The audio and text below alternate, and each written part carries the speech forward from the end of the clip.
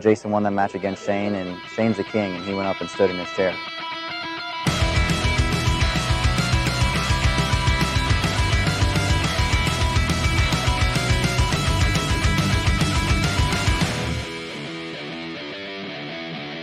You don't stand in the king's chair.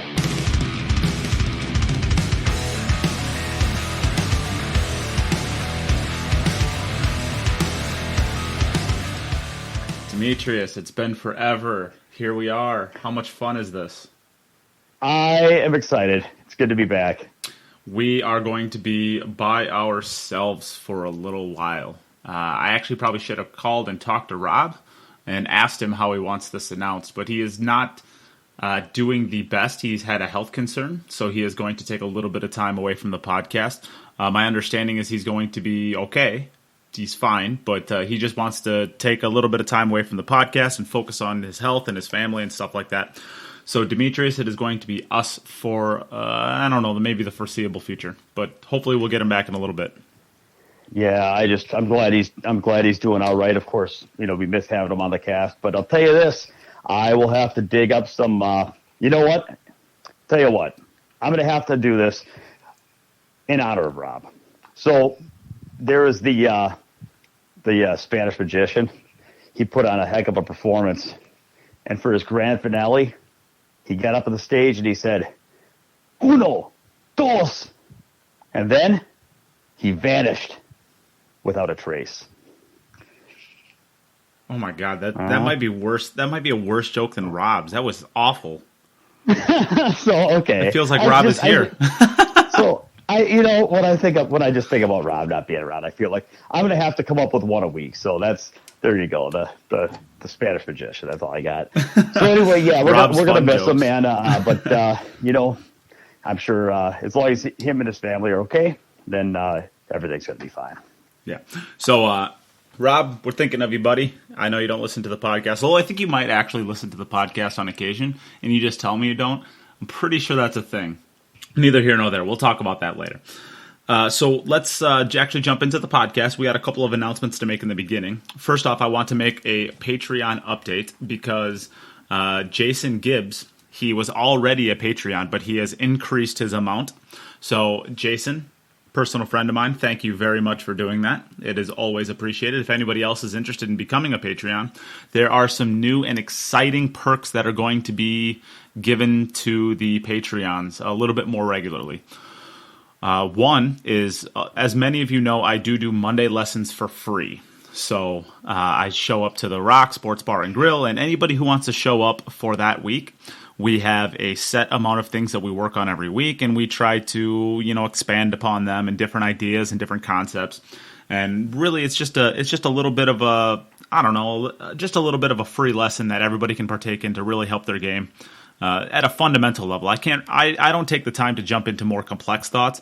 In fact, that's exactly what Demetrius is for. So if you feel like your fundamentals are really sound and you're just being held back by the mental side of the game, or maybe just a couple of really silly errors here and there, that's going to be where Demetrius is going to help you. I can't help you with that, but Demetrius absolutely can help you with that. The Monday lessons are more or less just to kind of solidify and teach you a fundamental way of learning the game in a more mechanically sound kind of way. So that's what we do on Mondays. And then we teach little shots here and there that's, using the good mechanics, blah, blah, blah, blah, blah. So what I'm doing is I'm going to start live streaming those. And I'm going to live stream them only to the Patreons of the podcast. So if you're interested in being able to see these, basically you can get free lessons every single week from the Patreon page. You can sign up for as little as $5 a month. If you would like these lessons and you just can't afford them for whatever reasons, I know it's a really hard time, but you still want to have access to the lessons, you can reach out to me and we can see how we can make that happen to where you can still get the benefits of it, even though you aren't a Patreon, because I'm not trying to make this an exclusive club where you have to have money to join. So if that's a problem, reach out to me and we can make it happen. We can hook you up still. Another perk that's going to be happening is I am actually going to be sharing insider information on the Patreons. So some of that stuff is things that I am going to be doing. So, for example, I made 2 announcements last week, or 2 weeks ago. One, that this event was happening, that we're going to be talking about later today. So they knew about it about a week before anybody else knew. And there's also another event that is happening, I guess, in almost 2 months that I'm putting on that has not been announced at all yet. So the people on the Patreon page already know about it, and they already know the format and stuff like that. So there is going to be some insider information that I share about myself. There's some, I know a lot of things in the industry now. I have a lot of sources around the game from doing this podcast. Not all of that is shareable, because if my sources find out that I'm sharing stuff like this, I'm no longer going to have sources. So there's a lot of things that I can't share, but the things that I can share, I'm going to start doing on the Patreon page. And it's just another small thank you for the Patreons who are supporting me and keeping me going, doing this podcast. This isn't free to do. I have to actually pay money out of my own pocket to do a lot of this stuff. So the Patreon support generally kind of offsets that and helps me out with that. So I appreciate that, and I wanted to give them even more perks, or anybody out there who's been on the fence about maybe joining the Patreon, more incentive to actually doing so. That is that. And I guess one last Patreon, Aaron Taylor. He was a Patreon in the past, and he stopped momentarily. He joined back up for the same tier that he was at, so I really appreciate the support that you've done in the past and the support that you're going to do in the future, Aaron. And congratulations on getting a brand new table put into your house. That looks amazing. And he sent me a picture of that thing, and yeah, Aaron, it looks pretty nice. Life is, he had a tough summer, man, but yes. I'm glad, sometimes you just got to sit down when your opponent's breaking into 9 and running the table and slow playing you. Sometimes you got to sit in the chair for a while, but then you always get another chance at the table. So it looks like his turn has come, and now he's got ball in hand, wide open layout. Let's do this. Good analogy. Yeah, he's going to be playing a lot of pool, I suspect. And he picked up right where he left off. It sounded like he was playing pretty good. Those are the Patreon updates. Sorry that took probably a little longer than it should have. But we are also doing the contest still for sharing the podcast. So any of the podcasts that I share, and only the podcasts, if you share any of those, you are going to be entered one time into a drawing for some really cool swag stuff, some T-shirts, some towels, patches, and then I'm going to have one grand prize. I'm not exactly sure. I don't think that's going to be a drawing, though. I think whoever shares the most is just going to get this item. And I have a pretty good idea on what the item is going to be, and I mentioned it last time, but I really want to get a little bit better habits for the people who listen to the podcast religiously and really like it, and they give me their feedback every time they see me, or at tournaments, or they reach out on Facebook to the page or anything like that. There's a lot of people who really, really appreciate the podcast and are doing a lot as far as the listening side of things, but I'm seeing a huge drop off as far as the shares, and that really is the best and the most organic way of getting new listeners. And the podcast is free, so we're really trying to get it out there to as much people as possible, and that's going to give me better opportunities in the future to be able to go to third-party advertisers and say, hey, we have this many listeners. So I'm really hoping to push for some organic sharing to try to get some new listeners out there. And, if you're willing to share it and you're willing to maybe throw a couple words on there about what it might be to people who, don't see it, that would be absolutely amazing. And I don't want to just ask people to do it. I want to give you incentive to do it. So I think whoever ends up with the most amount of shares is going to end up with the grand prize. And I'll tell you what that's going to be in the future more. But I think I'm going to do this till the end of October, and I hope that it doesn't drop off after that. But that is what it is. So that is going to be going on through October. And so we can move on from there. We do need to get a plug-in for the brake rack.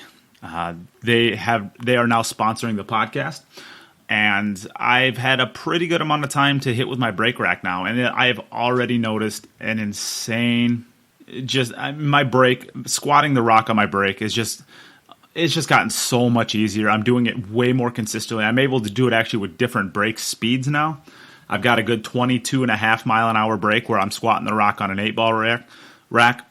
And I also have a 18.5 mile an hour brake where I'm squatting the rack on a 10-ball brake. So, this thing is just, if you're at the point in your game where you can brake and run a rack, especially if you can break and run a rack consistently, everybody in the world knows that the break is going to be pretty much decided on whether you do it or not.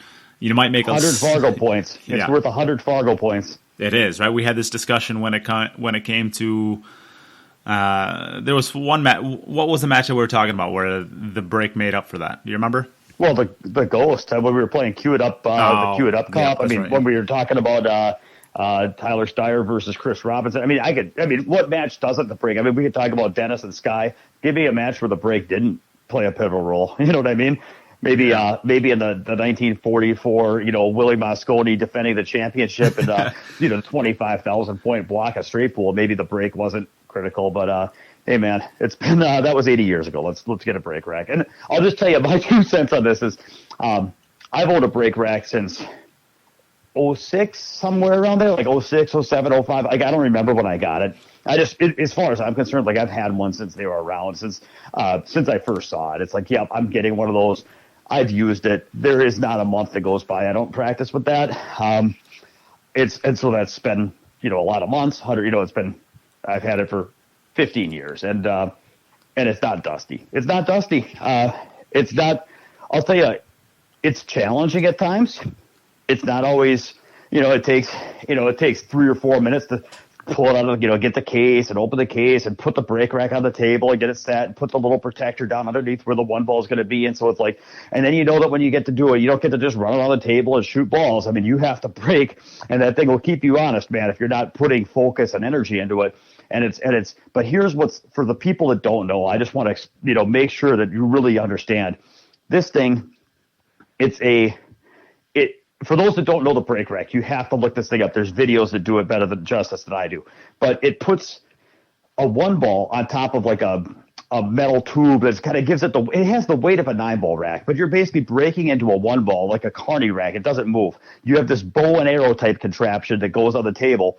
So when you break, the one ball can come back on elastic, but it snaps back into place. So that the idea is you don't have to rack the balls and then shoot the break shot, and then rack the balls and shoot the break shot. You set this contraption up, and then you break into this one ball that doesn't really move anywhere. So you don't spread the balls, you don't pocket balls, but what you get to see is the cue ball jump back and stop, or you get to see the cue ball hit half the one ball and fly off the table.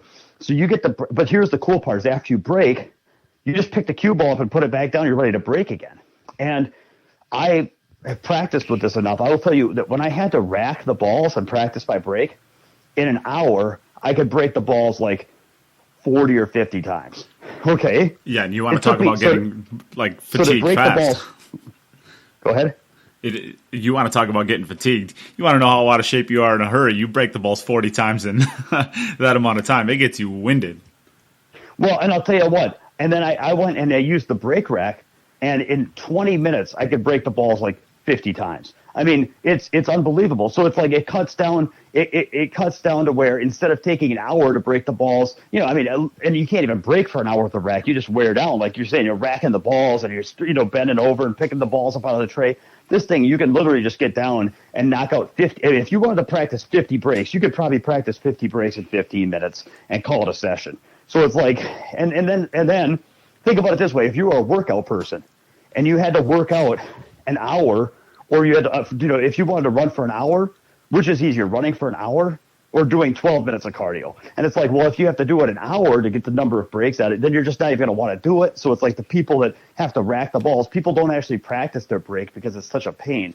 With this, you're like, hey, yeah, it takes me 3 minutes to set it up. It's kind of a pain. Put the thing in, put the little protector down underneath the one ball. But then, bam, I know that once I do that, I just use a coin, and I break. And then every time I keep track of how many good breaks and how many times I squat my rock and how many times I scratch or go off the table or how many times I lose my cue ball. And I kind of keep track. And I just tell myself, usually I do 50 breaks. It takes 15 minutes.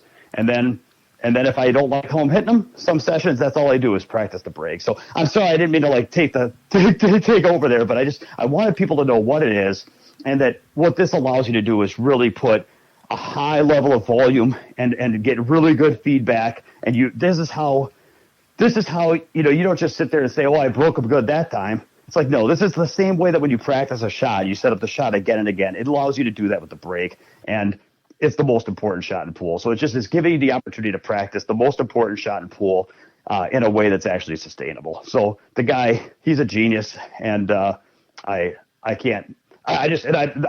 not just talking about this because he's a sponsor. I've been using this thing for 15 years. Yeah, and like I said previously, I was going to get one of these. It's just whether or not they were going to sponsor the podcast, and I was going to get a deal on one. It's really what it came down to. I was getting one no matter what. I needed it. So they are fantastic. And Aaron Taylor got one as well. So cool. He got one on the recommendation of the podcast. So that was pretty cool to see. Aaron Taylor's getting lots of airtime today. Good for him. All right, so we can move on from there. So let's do our shout-outs. Would you like to go first? Yeah, I think that I'm going to shout out to Terry Horton. Now, for those that don't know, he's a listener of the podcast. He sent in some good listener questions. He's a heck of a pool player, man. I tell you, he's really put a lot of work in this game. And he joined the Patreons, too. So appreciate that, Terry. Yeah. And anyway, he kind of got a bad role in life. That's all I'm going to say. And I just want him to know that, I really care about you, Terry. You're an awesome, awesome, awesome person. I mean, he's the kind of guy where it makes you kind of feel guilty about it when you look in the mirror and you're like, yeah, why am I not like Terry Horton? So he's a guy I look up to. He's just an amazing person. And sometimes things happen out of your control, and that's life. And so, we on this podcast, man, we deal with a lot. We're usually dealing with pool, and we're joking around, and and then in the background, man, we have some listeners where some really tough stuff's happening to people, and it's just. But in the end, it's like that's it's not that we don't understand that and respect that. It's like the best way we can live our lives is to celebrate it by playing games we love and spending time doing what we like and spending this time with each other. But just know that this is not just hearing ourselves talk. Like I care about, as I get to know the listeners and as I get to meet these people. He came down and trained with me, and you've been on my mind every day, Terry. So keep going, and be in touch, man. Yeah. So I can give my shout out. My shout out is going to be to Oscar Dominguez. Oscar just had his second child. And, it's just Oscar's been there from the beginning as far as he's been on the podcast in the past. He's been very supportive along the way when I reach out and ask questions. But it's awesome to see. The dude is just a great father. And the way that he talks about his kids, you can tell that dude is just a great, great family man. And it's really great to see him having his second daughter. And it seems everything is in line and happy and healthy and everything's going well. So I'll give a shout out to Oscar. Congratulations. And I'll give one more quick shout out to Cody Myers, who also just had his baby girl in the past few days, I believe Friday. So a couple of kids coming out, and pretty soon they're all going to be giving us like the 6 out and breaks. I'm sure Oscar's kid and Cody's kid are definitely going to be giving us the 6 out. So congratulations to those two on fatherhood again. And yep. Other than that, we can get started with the podcast now.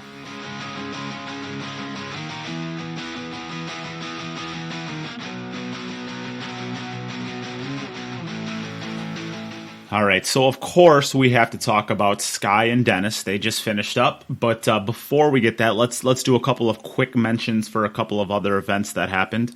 This past weekend, Danny Olsen and Shane McMahon played for $5,000. They played 10-ball.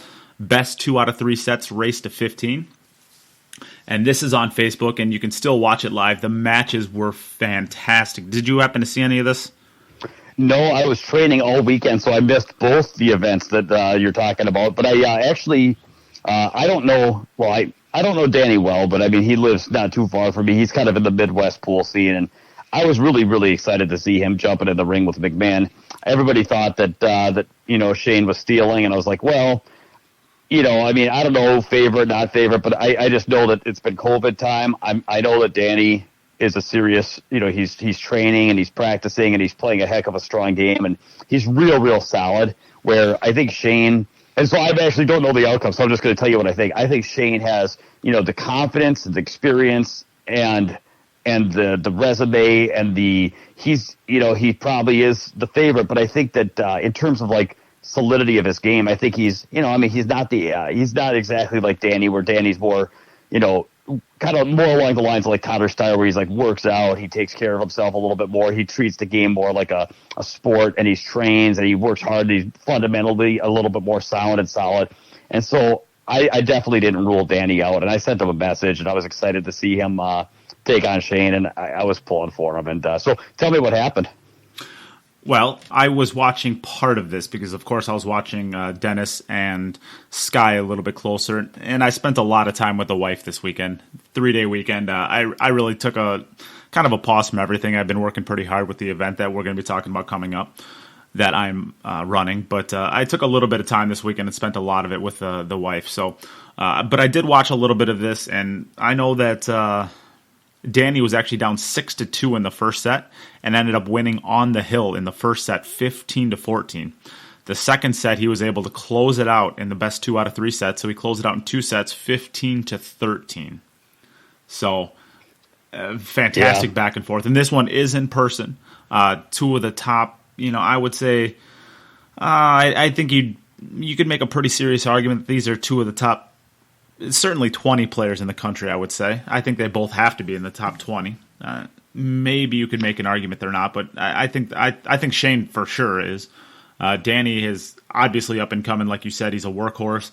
The dude is just putting the grind in. He's battling his way through. He's becoming a really top player.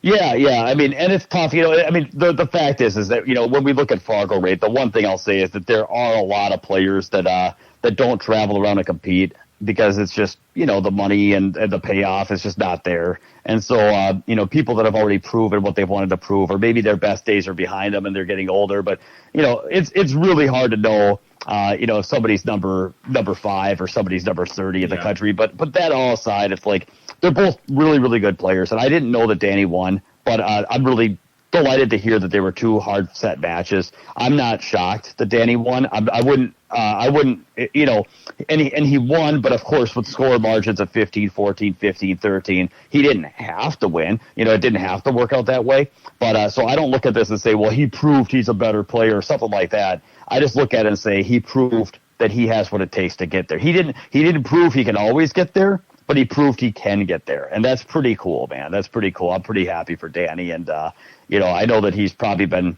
he's looking to challenge himself. He's practicing up, and he's, taking deep breaths and getting ready to play his, get in the ring and take out a challenge. And he sure did, man. So good for him. And I encourage everybody to kind of do the same thing. We should all be getting out of our comfort zone, taking on hard challenges, because when you practice up, get in the ring and take it on and then get it done, it's like now he gets that feeling that people that don't walk that road never get. So yeah. So fantastic match. It can be found on Ship the Cash's Facebook page. So you can go back there and watch it. I highly advise you watch it if you're just a fan of the game and want to watch a really good match, and maybe a couple of, Shane McMahon's been on the radar for several years now, but if you don't know who Danny Olsen is, he's a pretty quiet kid. He doesn't talk too much. I think he's about a year older than I am. Do you know how old he is? I'm not exactly sure. I'd guess he's in his late 20s, I'd guess 28, 27, something like that. Yeah, I think he's right around my age, which is 28. So the dude really is a fantastic talent. He's really he's really mechanically sound. He doesn't make a lot of mistakes. He's a lot like he's kind of the American version of maybe like a Ralph Souquet. A little bit, not exactly like that, because Ralph is, the exact definition of just a boring, methodical, do everything perfectly correct all the time type of player. But, he's kind of more on that than he is on the flashier, big stroke side of things. So he's definitely a player worth watching, and a player who's going to be making some big strides in the next couple of years, I would say. So with that out of the way, let's talk. There's a couple of other matches, little gambling matches that have happened. I don't really want to talk about them. Let's talk about the Dennis and Sky. So just a quick backfiller. It was a race to 100. They played 9-ball with a 9 on the spot. They played the 3-point rule. And they played a race to 100 over 3 days. First day raced to 35, second day raced to 70, and finished it out on the third day. So giving quick scoring updates, Dennis Orcollo won the first day 35 to 33. He won the second day 70 to 56, and I believe he won the last day 100 to 72, although I actually am not 100% sure on the 72, but it was somewhere between 71 and 74. It was enough to where it didn't matter. Yeah, it was enough to where it didn't really matter.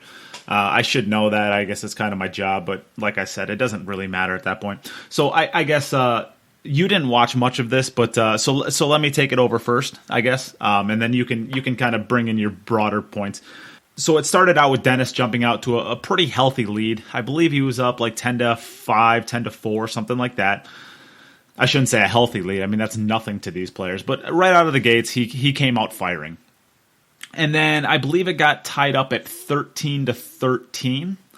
And then Sky went on a run. And Sky went on, I think he got up to like 24-16 or something like that. He was up a good 8 or 9 games.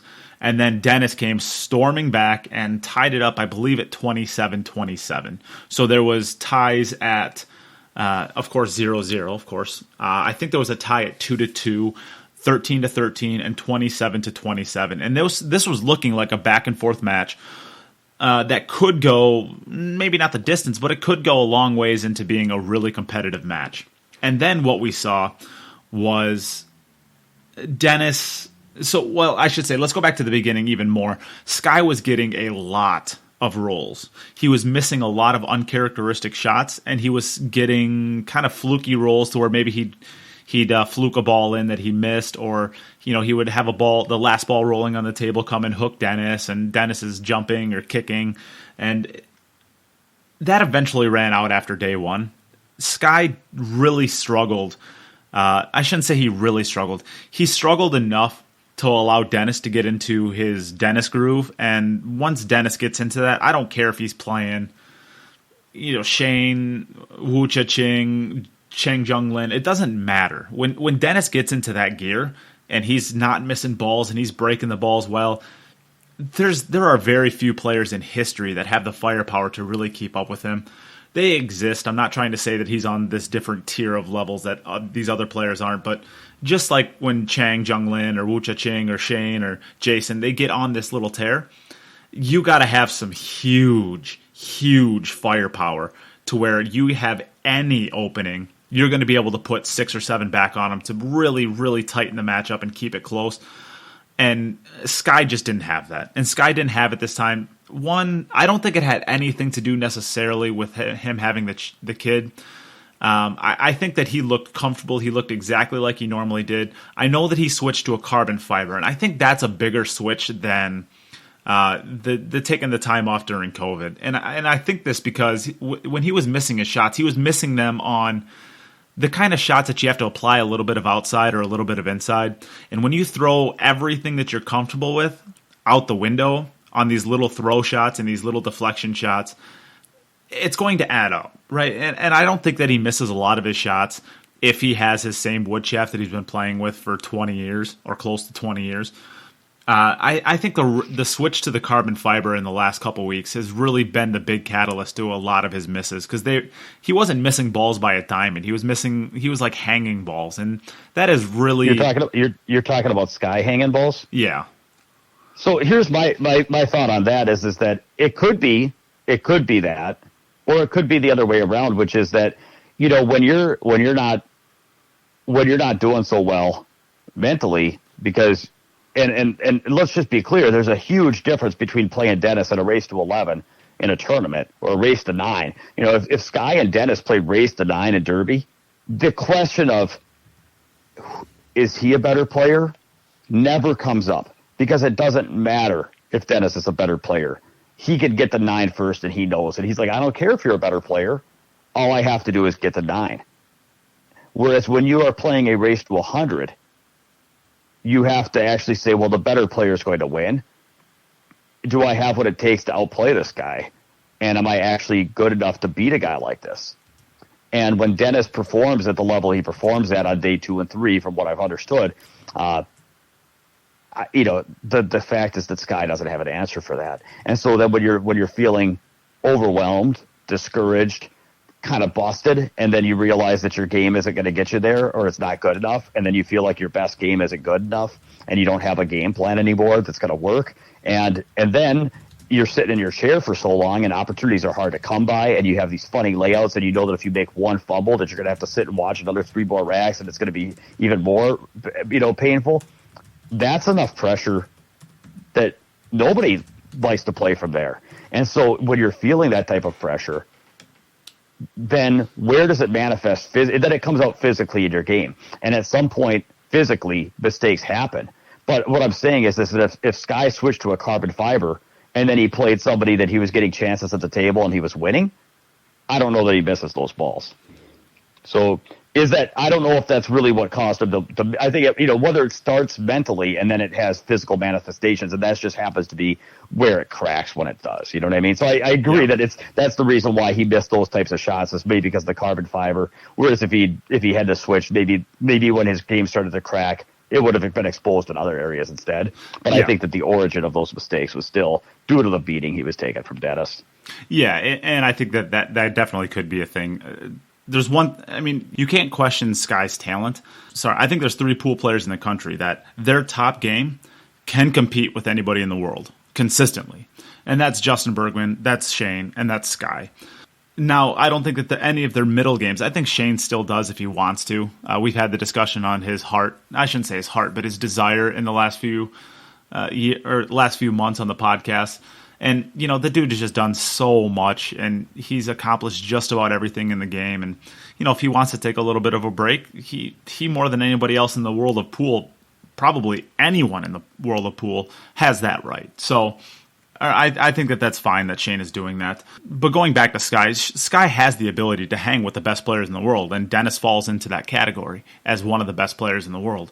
But his medium game doesn't. So over the course of 3 days, you're going to have some medium games put out there, and That's right. You can't play at the top of your game all the time. So there's a lot of people who thought Sky really had a chance of winning this, and probably was the favorite because of his break. And I think that his break was good for the most part. But when you're missing little balls here and there, that medium game is still going to exist, and Dennis's medium game is going to beat Sky exactly what, we saw. So over the course of a race to 9, I believe that Sky can win that any given time. But over the course of a race to 100, that Sky's medium game is going to come out, and, maybe even the bottom end of his game is going to come out every now and then. So I think that's just what this is. I think Dennis is just on a different level than Sky is. As much as I love Sky as a player and the way that he represents himself, his country, his brand, everything. Sky is the perfect ambassador for pool, in my opinion.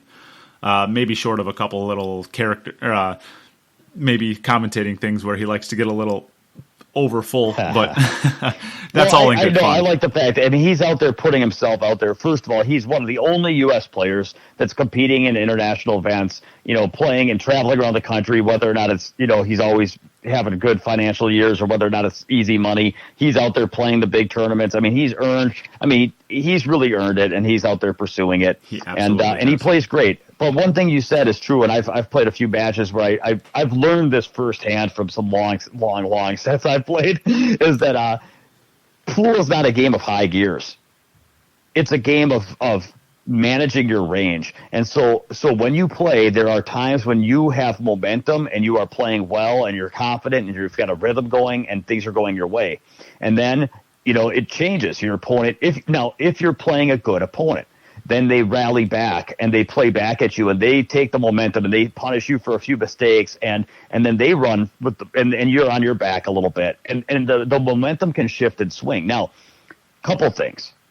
There are times when both players just play with confidence and both players are on top of their game and nobody's up or down. It's just both players are playing great and somebody happens to win. That can happen.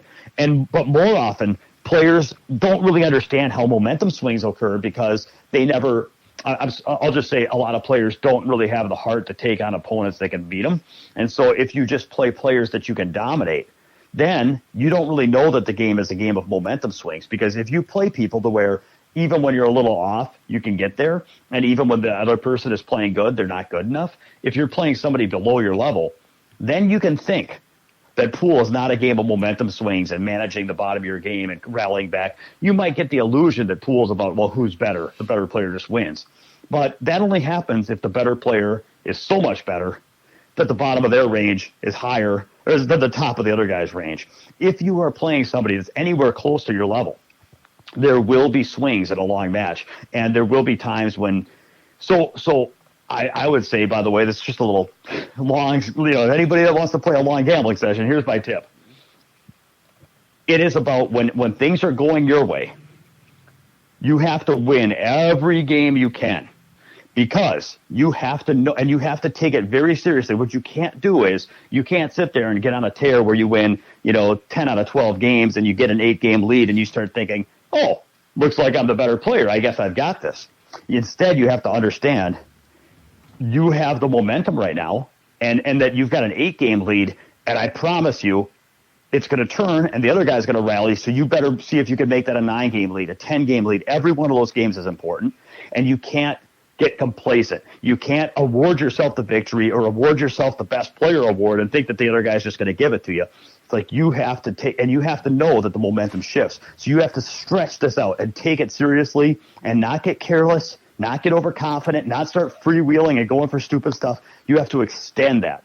And then meanwhile, when things turn and you're getting beat and the other guy beats you 10 out of 12 games and you're feeling discouraged and you're feeling like maybe you're not good enough to win this thing, or how are you going to come back from here? You have to understand that it will turn. And at some point, the other guy is going to get careless or loose or just human, and he's going to hang up a couple balls and let things start to turn around, and you're going to get up there and feel like you've got nothing to lose and start using your loose give-up stroke and run some racks, and all of a sudden it'll feel different. And you have to understand that even though you can't see that from where you're in your chair, that's going to happen. And so if you can hold it to a 9-game loss or a 10-game loss or an 11-game loss now, I know right now it feels like, well, it's hopeless any way you do it, but you have to know that in the end, in my experience, a lot of gambling matches between two close opponents, it's not about who's better.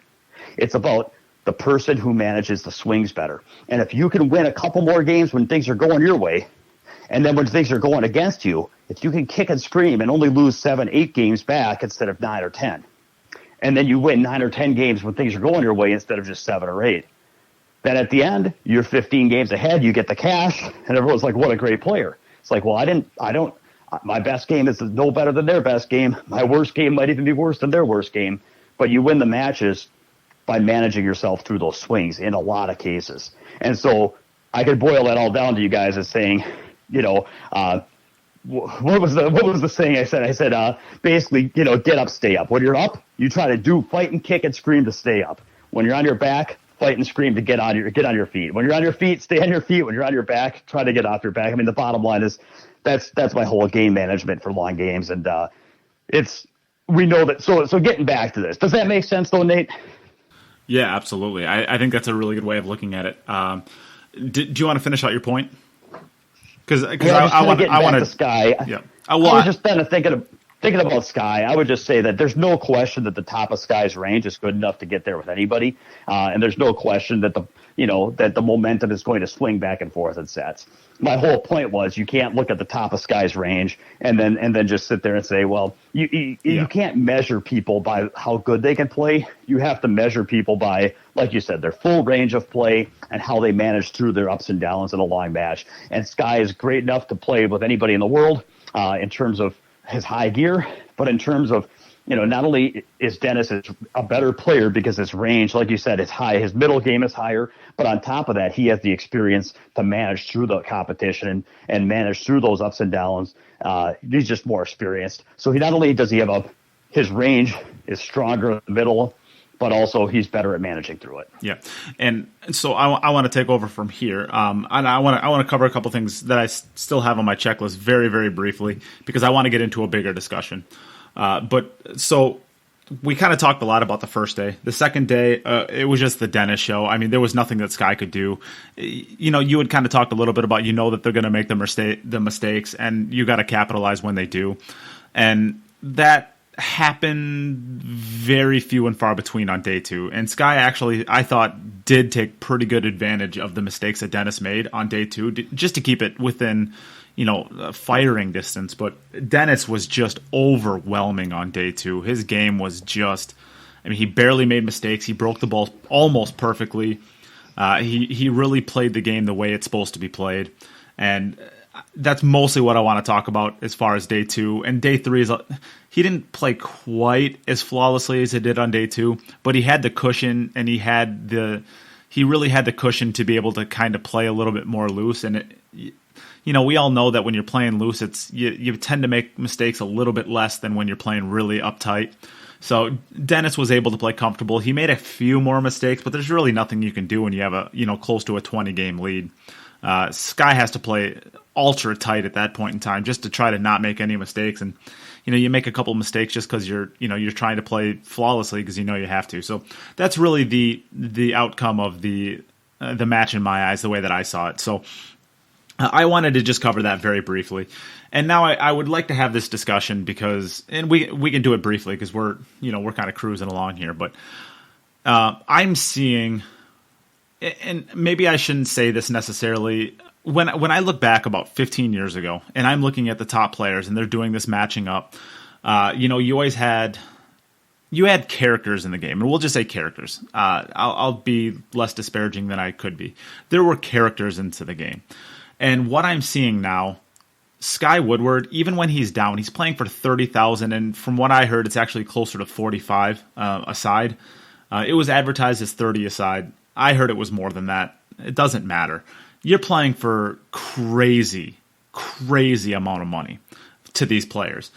And, Sky is looking like he's winning 80-20. He handles the game in such a professional way. Now, what I really want to get to the discussion here is who in the world is better for pool at this point than Sky Woodward. And I'm saying this as an American, and anybody out there that listens from Europe or from, I know we have a couple South American listeners, plenty of Australian and New Zealand listeners, reach out to me and correct me if you think I'm wrong, but Sky Woodward is one of those charming personalities to where he can be authentically himself.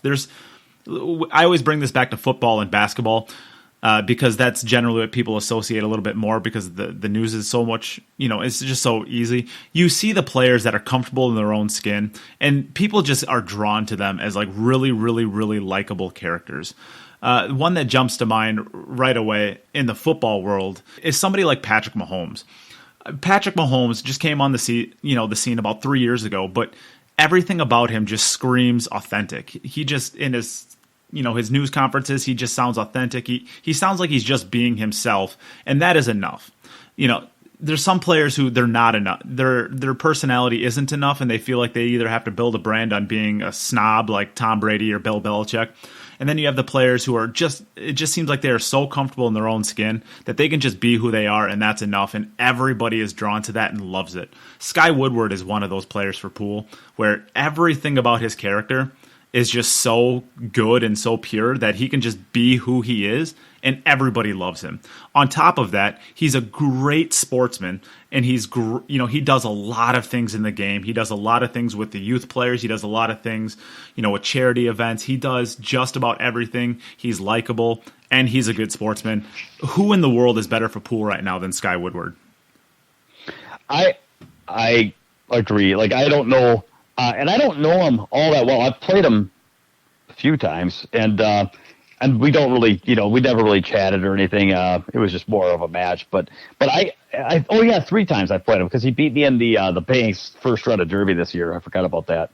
Anyway, he just plays hard, and like you said, but he's genuine, and that's really important because one thing you mentioned the characters from yesteryear, and I guess one thing that kind of came to mind is that people that act professionally sometimes it is just an act. So when you're talking about other players, what happened is years ago, like our definition as a society of what we consider, like what we think a great player should act like has changed. In the 70s and 80s, we thought that, or maybe even the 90s, and I still see echoes of this, by the way. I still see echoes. There was one school of thought that said top players should walk around like they own the place and treat the world like they're better than everybody else, like there's some celebrity that deserves to eat nothing but green M&Ms, and they should be able to just kind of drink beer and high roll people and, well, let's play for 10,000 and let's, and just kind of sneering and condescending, and that when you played matches that they could just kind of mutter and shark people and act kind of like super hyper competitively and kind of like a little Earlish or all these different kind of things, so a little woofing and a little condescension and a little attitude and some confrontation. That used to kind of be cool, and people would look up at those players and be like, "Ooh, look at how confident that guy's really tough." Well, somewhere it changed, and we say, you know what? We don't like tough, condescending, cocky, high rolling, whatever, disrespectful people. We really like people that are clean cut, that work hard, that are, and I'll use like Tyler Steyer as an example of somebody who's the new school. He's like, no, he's going to do drills. He's going to practice his break. He's going to work out. He's going to watch his diet. He's going to, read books on an understudy mental game. He's going to treat this like I've talked about street fighters versus gymnasts. So it changed. And so because it changed, a lot of players are acting more professional. But with some players, that act is skin deep, and they will act like clean-cut professionals that are really generous and sign autographs for the fans and always very soft-spoken on their interviews. But then that doesn't mean that that's how they actually are. It just means that they know that that's the game that they're playing. And then when you actually talk to them, or when you hear them, when you're playing matches with them, and you can actually see below the surface, you realize that they're just competitive maniacs that just happen to know that that's the act that they need to put on. Yeah. So all that being said, Sky is an example of a guy that doesn't have to put on that act because he genuinely is the person that other players have to pretend they are. And so it was a long walk to get there, but that's where I was going with that. Yeah, and his personality is so charming. He really rides the the kind of hillbilly redneck kind of attitude. And I think part of it is a little bit of a gimmicky show, like the mullet that he has. That he's playing with these days. I think part of that is a little gimmicky. Part of it's a little bit of brand building. But that is his personality. He's a goofy person. He's a goofy player. And it really shines through. And he's not goofy in a sense of like immature. He's goofy in a sense of like almost like a comedian. Like you do things to be funny because you are funny. Yeah. And that's... Well, Alex was kind of playful when he played. Alex is another player. Naoki Oi, Yeah, Naoki Oi, I think, is a better example because I think Alex is cutthroat in a sense of like he is a hardcore Filipino gambler. Anybody who knows Alex knows that he's goofy and he has fun. But he is cutthroat. He is all business. What, speaking of the banks at Derby, so for those that don't remember, I got a pretty tough draw. I drew Sky, Max Eberly, and then Alex, and I got beat by Sky. I got past Eberly, and then I played Alex round 3. And you're right, I always think I've played Alex a few times, and I've always thought of him as pretty playful. But I'll tell you what. The first rack, he had me down 3-0, and I ran 4 banks on him to go up 4-3, and I had him in a trap, and he wasn't mad at me, but you could tell, like, there was just the level of fury that came out. He came with 2 sick banks to beat me 5-4 that game, and he went on this tear and beat me 3-0. And I'll tell you, the level of fury in his game, like, he was not happy-go-lucky in that set. It was intense, baby. Absolutely. Wow. Yeah, so Alex is goofy, and I guess really looking at Sky, we're talking a lot about his personality, and that's because he is so charming and he's such a good player and an ambassador for the game, really. I think, anyways. Some people out there might have different opinions, and I would love to hear them. If you're not as high on Sky as we are, I would love to hear why. So please reach out to the podcast or me personally. But and you brought up two interesting names, and Alex, I wanted to address that because I don't see Alex doing the things outside of the game that Sky does. Meaning, like I don't see him at a lot of charity events. I don't see him working with youth players. I don't see him working, just with players on the side. I know that there was a person reached out to me with a story about how at I want to say the Music City Open 3 years ago, he went up to Sky and asked him, basically just tried to create small talk, being a fan, and Sky entertained everything that he did, and then Sky actually. They had about a 2 or 3 minute conversation, exactly what the person was trying to get out of it. Just, saying hi, you're, big fan, blah, blah, blah. And Sky actually went up to that person later on after one of that player's matches, because he came up and talked to him and said, "Hey, that was really great shooting. Can I give you one suggestion on something that I saw?" So Sky not only, he not only jumped through the hurdles of, being a celebrity in a pool tournament, he also cares enough about somebody that he's never met that he actually went up to them later on and gave him some free advice. And I don't see Alex necessarily doing that. I don't know Alex as well as I know Sky, but I mean that shows a level of. I mean, that shows a level of like understanding that the world extends beyond yourself and caring beyond just what I'm getting and people admiring me. It's actually like seeing other people as humans and caring about their journey, and that's really telling. And that's really what I want to highlight about Sky, because I really do think that he is like one of the best ambassadors this game has to offer. Now, you said another name that was interesting, Naoki Oi, and I don't know a lot about Naoki. He's playing in my event. Yes, I've made that public, so I can say that here. He is playing in my event that's coming up. And I've always been a big fan of him. I mean, everybody's a fan of him because of the interviews that he does. He's so crazy. He's so funny. That's really what we're seeing. I don't know what he's like in person. In fact, I know his manager now because I've actually dealt with him quite a bit, and he seems to be about the nicest guy that you could ever come up with too. So it's going to be really interesting as I get to know Naoki a little bit better. I'll report back on what I think of his character, but I really wanted to give Sky that update here. And there's a couple of other stories that I've heard from people that have nothing to do with Sky. Kind of the story that the listener of the podcast just went up to him and talked to him, and then he came back and gave some advice later on. I mean, those are the types of stories that I really want to highlight, and I want to highlight the good things. Yeah, I'll tell you two things.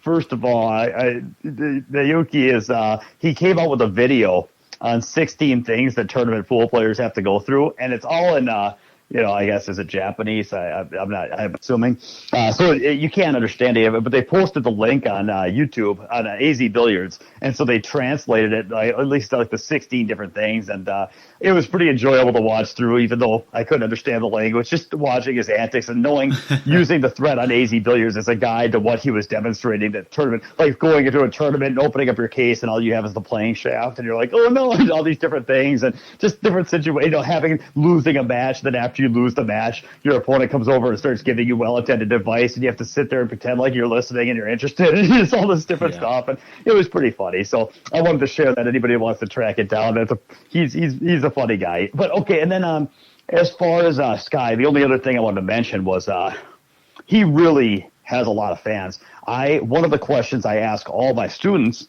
when they're reaching out to me and I'm getting to know them is I like to ask them who their favorite pool players are, and who they try to play like, because to me, there's a big difference between somebody saying, well, I really like Filler and Strickland, versus somebody that says, I really like, Ralph and Alex Pagillan. I mean, it shows me what they think pool is and how they think pool ought to be played, and it tells me a lot.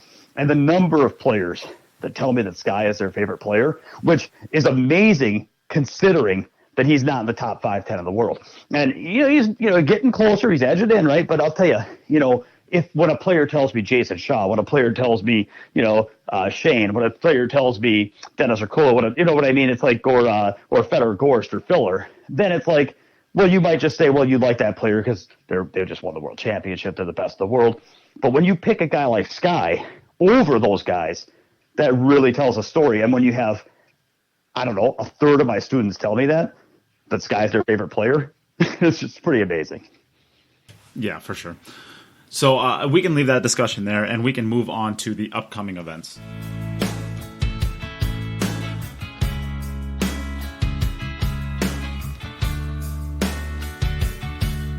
So the only event that we're going to talk about today for the coming up events, one, because there's a couple of other things that have been announced. Dennis Orcollo is going to be playing Reyes Gomez in a last pocket 8-ball. That is actually very fascinating, but I don't know a lot about Reyes. All I know is that he beats everybody in the world at the game that he's playing Dennis, so I don't know what to think of that. I might have to have Melina Mike on to talk about that, because he's a little bit more plugged into Reyes, and maybe we'll have him on next week anyways, since we only have two 2 people on today. So we'll talk about that one a little bit more coming up, I think. But we're going to talk about the event that I am going to be putting on. And we're not going to talk super in-depth at it right now because we're still making player announcements, so I don't want to give too many of the details away. But what I will say is the players that have been announced thus far is Nayuki Yoi, Eklanti Kachi, Jason Shaw, Albin Ocean, Alexander Kazakis, Fedor Gorst, and I'm going to be announcing Dennis Grabe today. We have not actually made that official announcement yet, so if I get this out quick enough, you'll be the first to hear it before anybody on the podcast page. I'm just waiting on a poster for that. So those are the players that are playing right now. We have currently 21 players actually signed up. So, if we can't fill this with 32 pros, we are actually going to open this up to amateurs. So you can play with some of the best pool players in the world if you're interested. I know that we've already had a few amateurs reach out that want to play in it. So if you are interested in playing as well, you are more than welcome to reach out. There is a $500 entry fee, so it's not for free. And that's maybe why we're not getting pros it's quite as willing as they may have been if it was free. But if you're interested in playing, feel free to reach out, and we can get you on a potential list of players if we're not able to fill it up with pros. I should say, Demetrius, you are also playing in this, although you have not been announced. But big surprise, you're a monster pool player. I get to bleep myself, which is fantastic. Oh, that'll be the first time I've actually ever been bleeped. Oh, I literally think in a year and a half, I don't think I've ever said a swear word. That is so cruel. Oh, this is fantastic. Cool. I get to bleep myself. So, Demetrius, you're going to be playing as well. Did you say a couple words if you want? Well, that's a pretty big compliment that the first bleep in a year and a half was a descriptor of my pool game. That's well. Anyway, thank you, Nate. I appreciate the opportunity, and it's really, really, really awesome what you're doing here. And, for those that we've had a little bit of a gap on the podcast the last month, but understand that what Nate is doing here it's like trying to herd cats, trying to get, dozens of pool players internationally to come together on calendar and time zone and format and money. It's like, yeah, I good luck. I mean, I don't even know how you did this. But fortunately, some of the pool, you've got, anyway, you were able to do it, and that's what matters. And the point is that it's such an amazing thing because meanwhile, I was signed up for a Big Dogs tournament in Des Moines, Iowa. That thing got canceled. The governor is extending, the closure of bars and pool halls, and they had to cancel that tournament. I joked with you. I told you I felt like I just won 3rd place in the tournament because the tournament director shipped me my money back, and felt like I just made a good run. But anyway, I mean, with what's going on right now, to have an opportunity to play in this type of event, what happens for me? So I know what happens, for the top players in the world. They get to win money and put on a performance. But let me tell you what happens for me, Nate, and what you're doing for me. I am practicing hard because I know that in a month I'm going to be on a camera playing against Fedor, who's going to turn in an average performance of 7-1 against the Ghost.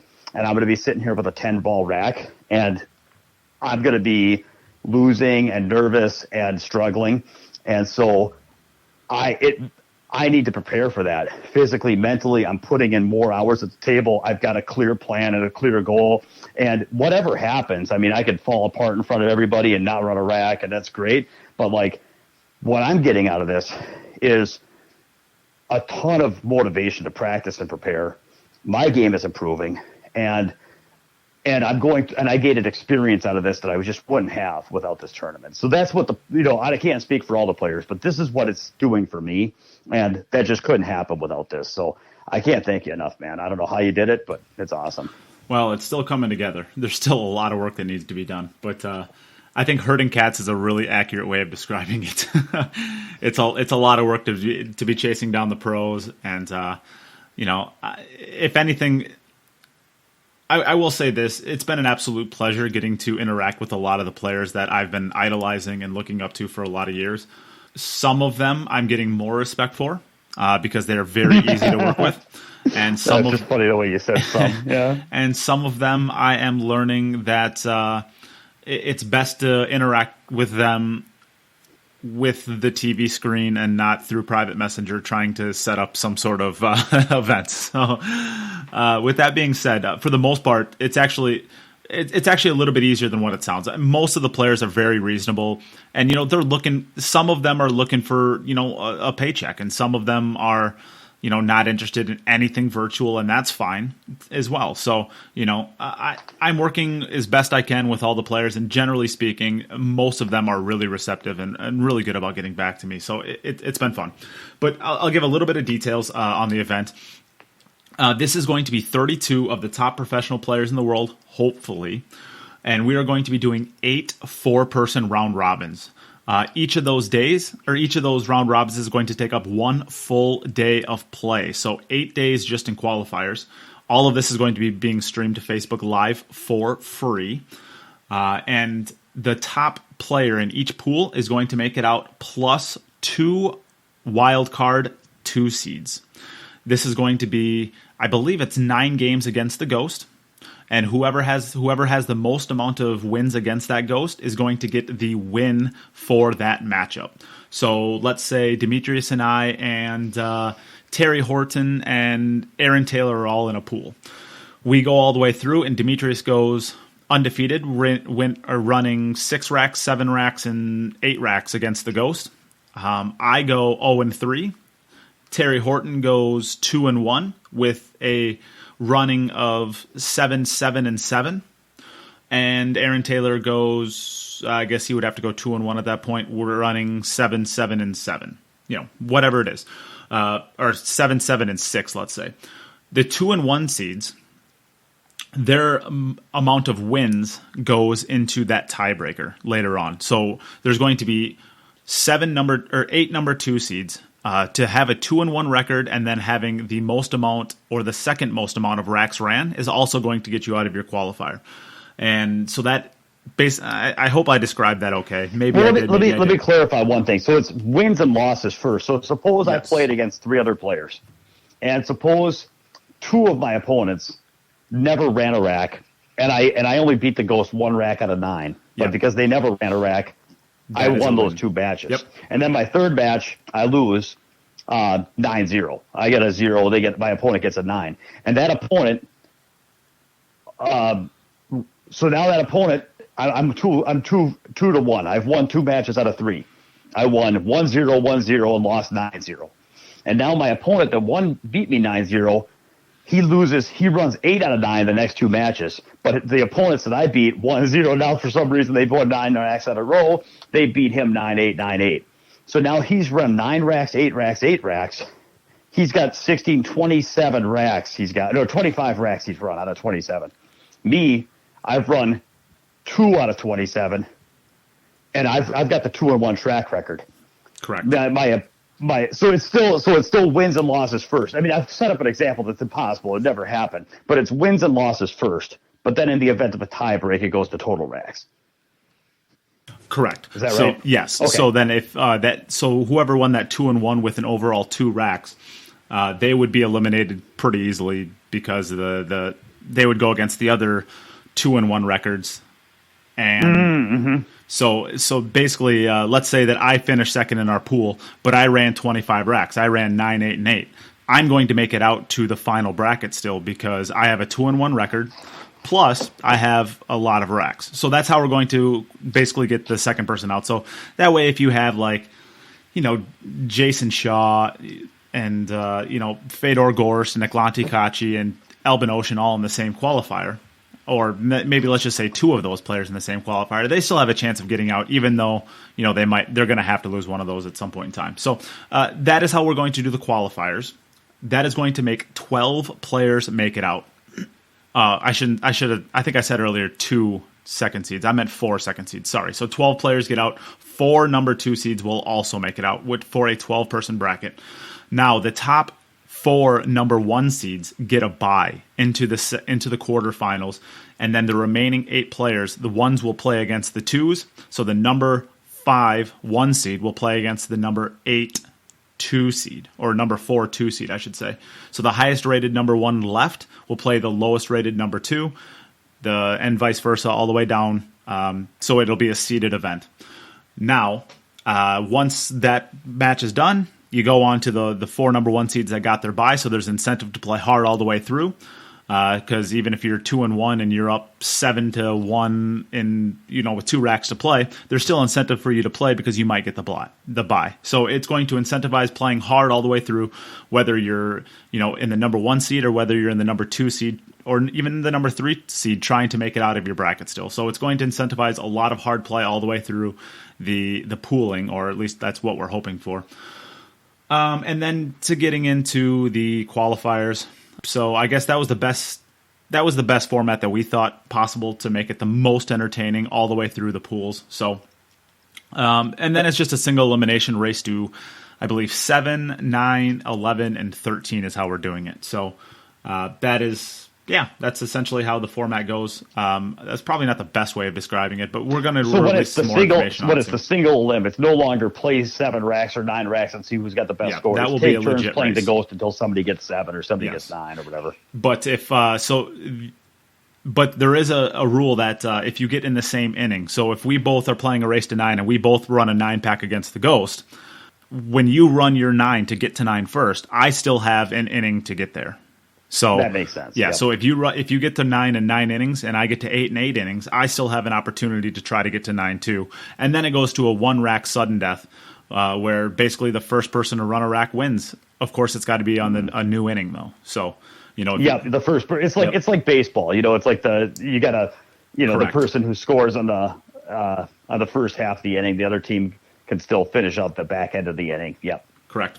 So, yes, that is how the format is going to go, and it's a single elimination all the way down. So we are looking for sponsors. So if you are a sponsor out there that listens to the podcast and wants to sponsor an event like this, absolutely reach out to me. We are adding all of the sponsorship money back to the event. So if you sponsor $50,000, all $50,000 goes back to the players. Of course, that's not even an option. Although, I guess if you really wanted to do that, we would do that. But the money is going to the players, and that's the format that I wanted to set up. I'm not getting any money out of the tournament entry fees. I'm not getting any money out of the sponsorship fees.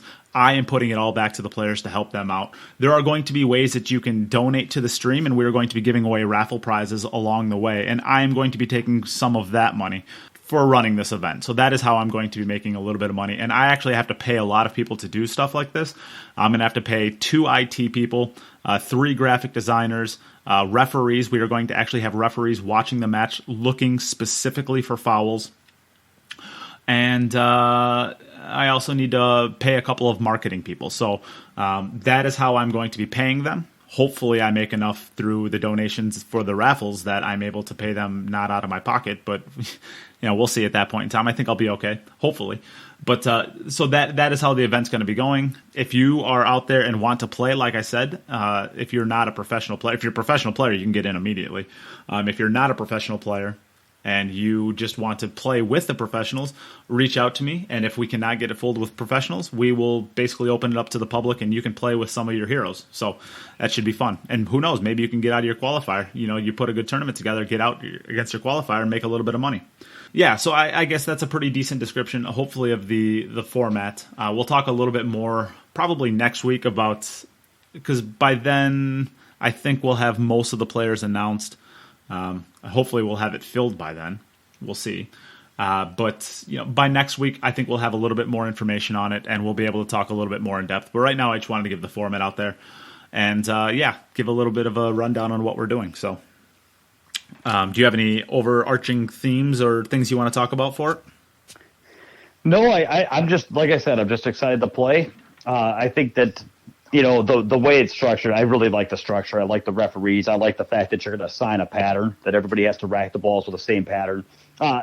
Everything about this is very exciting. I just can't wait to get started. Yeah.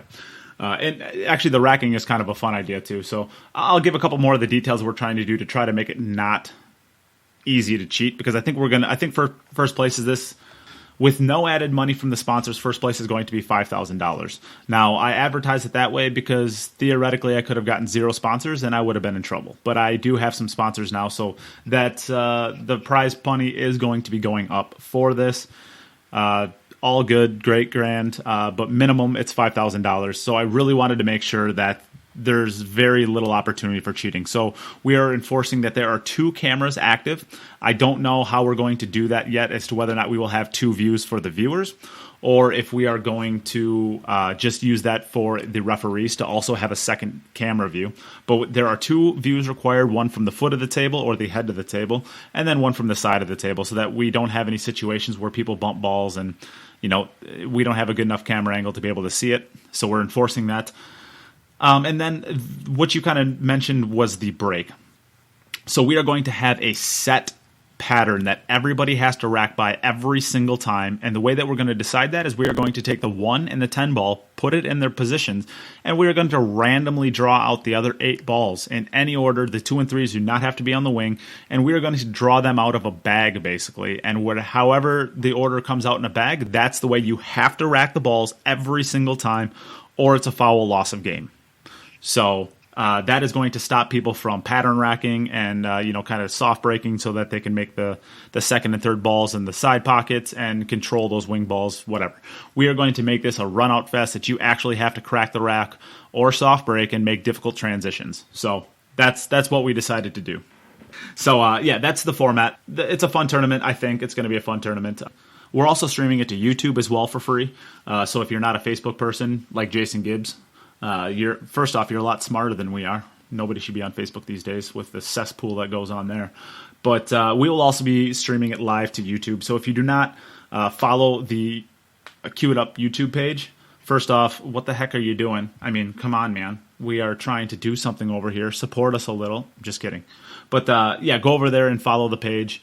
That'll be another option if you don't do Facebook. So I guess with that, we can move on to the end of the podcast.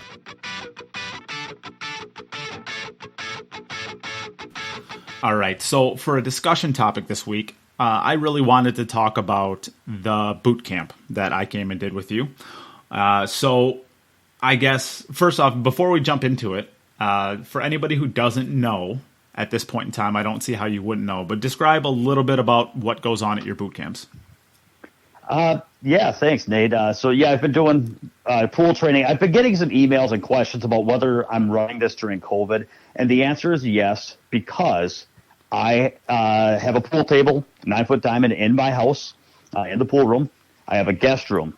So when people come and train with me, it's one-on-one in a private setting to where, it's very, very, very socially distant. So for that reason, and for the fact that I'm not doing dozens and dozens of different students, it's like, no, I've got 3 a month, give or take 4 maybe. So I mean, the fact is that COVID hasn't really impacted these. So yes, I'm open for business. But when we get together, somebody comes over and we spend 3 days, which allows us the time to really do a deep dive into their game.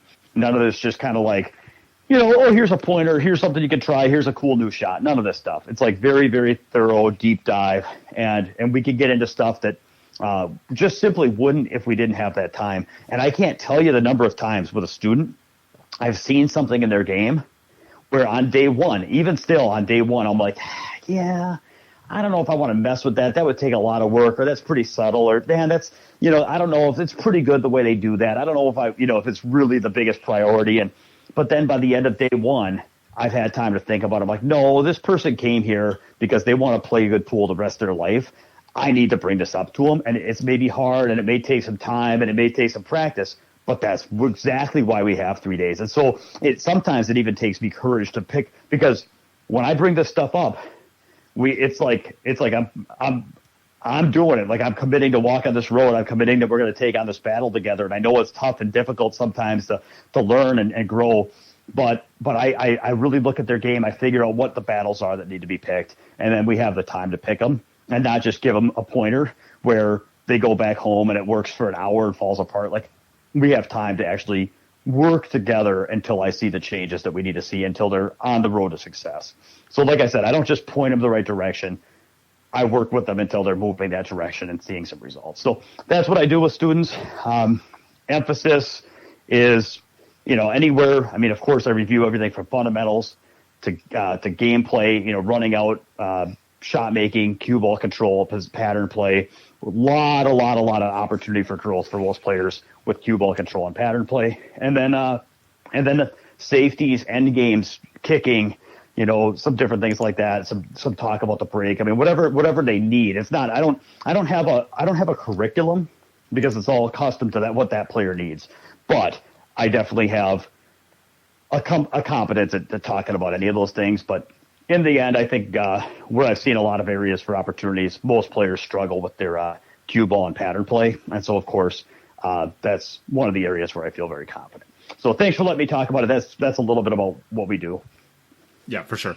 So what we did was not exactly that, right? We did some hybrid of it for a couple of reasons. I don't want to put words in your mouth, but I think I'm a little bit more advanced than the players that you generally get. So we didn't have to go over a little bit of the more fundamental things that you try to work on with your students. Am I fair in saying that? Well, yeah, and I've got to be careful because I really do want to be careful because even somebody at your level, I would not want to hear somebody at your level think, well, I'm good enough. I wouldn't benefit from a boot camp. I actually think it's the opposite. I think that with players that are lower level players, I have to. It's not that it's like I am forced to start. I have to start with where they're at, right? And so wherever they're at, I'm going to help them. But because you are a good player, I was then able to work on stuff that I feel that you can't get turning on a YouTube. I mean, there's so much information out there that it's easy for, and you already know so much. You know almost all the shots. You've already read and seen everything that's out there from instructional stuff, and you've watched all the matches. What could you possibly learn from some guy in a house? What is there left to learn? I mean, it's got to just be practice a little bit. But the answer is no. There is stuff out there that goes. And the reason for that, I want people to hear this. The reason is that when people are making YouTube videos and when people are making instructional content, the vast majority of pool players are the biggest. It's a pyramid. You've got mostly recreational players. Then you've got league players that are beginning. And then you've got players that can barely stop their ball and are just learning to run racks. And for every like serious pool player, there are 10,000 recreational or social players. So when people are trying to make YouTube videos and they're trying to get a following and views and all this, those things are being aimed. The lower level that you make that video, the more of an audience you're going to get. And if you make advanced theory and advanced strategy, you've got a very small pond to fish in. You're just not going to pick up steam. So that's why you may think, oh, I've seen all the instructional stuff out there. I already know all that. That's because that's all basic, beginner, or maybe intermediate stuff that's aimed to get a following. And so there is a lot of information out there about the game that even advanced. When I watch players play that are 700 level, I'm usually not very impressed with how they play. And there's stuff that I can teach. And so you're advanced to the point where we don't have to do a lot of the stuff I do with other players. But I definitely don't want anybody that's 700 ability that thinks that, they play good. It's like, well, why don't you play 750 then? Seriously. You think you play good, you play 700 Fargo. Why don't you play 750? Why don't you play better? I mean, are you good with 700 or do you want to keep going? So I'm not going to back down from anybody just because of a Fargo rate. Yeah. Yeah, that's probably, I was a little careless in the way I described it. I like that more. So we were able to work on a little bit more advanced techniques because, like you said, I know pretty much all the shots. I'm pretty proficient at most of them. So we were able to do a little bit more. And maybe this is worth pointing out too, is because you are so knowledgeable at the game, you're able to really adapt to whatever the student needs. And what I need is different than some of your other students. So, and that's the case for everybody. So that's really where I want to start this discussion on. Now, really, we did a bit of a hybrid because as part of it, it was a get to know you. It was a meeting for the first official time. It was a boot camp, and it was also, we worked a little bit with you as well. We actually did a couple things with your game, which maybe you want to talk about in a little bit, but what I took away from this, and I always thought that I was a pretty good pattern player. I always thought that I knew the game pretty well. And there you can say this all the times in the world, but until you really see it, you can't really get the appreciation for it. There are things that I learned.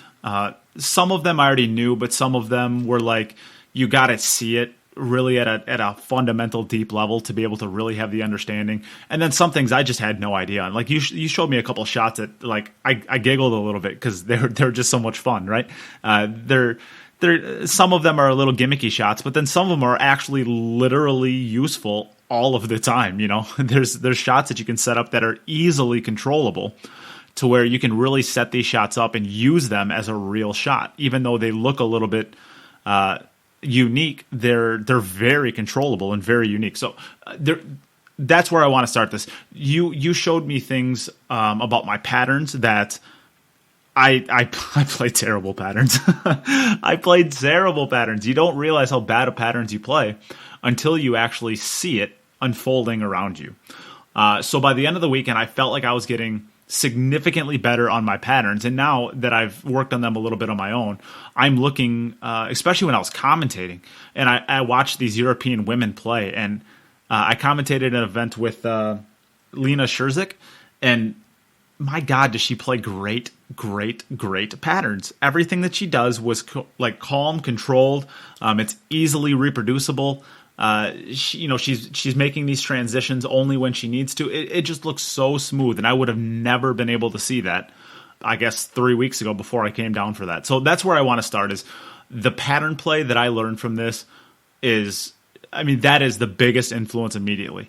I guess I'm going on a little bit of a ranty rant here, but I guess fundamentally what I wanted to say, and I'm gonna type something up eventually when I get a little bit more time to breathe, about what it actually did for me, what it probably can do for you, why you might want to think about it a little bit harder, why you might not want to do this. There's a lot of different things that I can really spread as far as knowledge about how and when and why and maybe why not to do a boot camp. But I think that this has been, my game was still going up. I was actually playing pretty good pool when I came up to. I felt really confident with my game.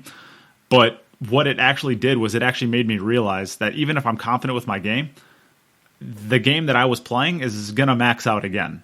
It just will. I mean, when you play as lazy positioning as I did, and sometimes still do, I got to battle it. Of course, that's part of pool. There are artificial glass ceilings that are really, really hard to break through if you're not going to change things and you're not going to open your mind up to new knowledge.